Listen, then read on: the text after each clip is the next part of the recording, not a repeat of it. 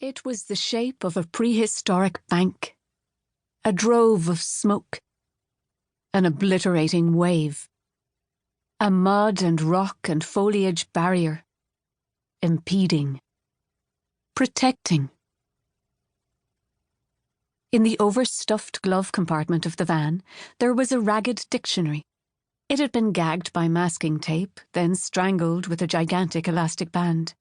It was missing a wad of pages from the close of N to the opening of P. A pair of compact binoculars kept it company, along with a half roll of toilet paper, 3 plastic spoons, 6 CDs that had become estranged from their cases, and a poorly folded road map. The ragged dictionary was not helpful. Hill. Noun. 1. A natural elevation of the earth's surface, smaller than a mountain. Mountain. Noun. 1. A natural elevation of the earth's surface, greater than a hill. Belle and Cy had first met at the foot of a low, pointy mountain 40 miles of motorway beyond Dublin City's outer limits. It was summer, and they were among friends they had known separately for years, and friends of friends they had each known for only just a day. The day they all together climbed the low, pointy mountain. Cy had chain-smoked his way to the summit and never once lost his puff, and Belle had been impressed by this.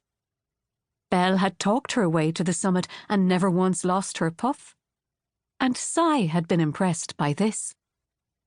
They had both lived in the city then, divided by scores of streets and hundreds of sterile cherry trees, by a foul river and a declining population of house sparrows. He worked in the packaging section of a television factory, spraying the screens with anti-static before they were wrapped. He wore an elasticized face mask that cut into the cartilage of his ears and a pair of foam earplugs that failed to fully muffle the heavy puffing of hydraulics and the communal radio at full blast, its mule of feel-good songs. She waited tables in a restaurant where the customers regularly asked for things that didn't appear on the menu and never fully finished the food on their plates. When she lay awake at night, she could still hear the sound of china being scraped and picture lettuce leaves fluttering down the waste chute, the track marks of tomato sauce and coleslaw dressing. A year before they first met, they had each been passengers on double-decker buses travelling in opposite directions that bumped wing mirrors on a lane in the city centre. She was upstairs in an aisle seat on the right. He was downstairs standing by the luggage rack. As the buses passed and the mirrors cracked, Belle and Cy were oblivious. They had no reason to suspect that in the future they would know each other. They had no reason to suspect that theirs would be a single future. On the day they moved in together, it was the winter that followed the summer they met. As they stood on the driveway to look at the view, the idea occurred to them in unison that they might one day, a day of clement weather, climb the outcrop they looked over and that overlooked them, which was, definitely, greater than a hill, but smaller than a mountain. They moved in a single van load. They started by dismantling the dog cage and together laying it down across the floor of the boot. Then Cy took charge of the logistics of slotting the even-shaped boxes into the crooks of irreducible furniture.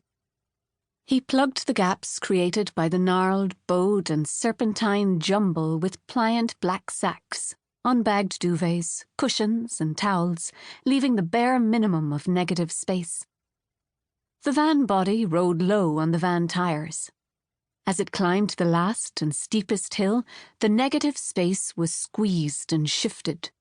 The load pressed hard against the back doors, threatening to burst the lock and make an avalanche of their belongings. Their new home was a whole house, whereas the homes they moved from had each been only a room.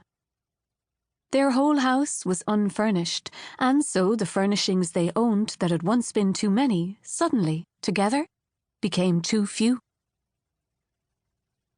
The house was not new to the mountain. It had set up on its adjacent elevation for 7 decades, a drab, roofed box girdled by countryside.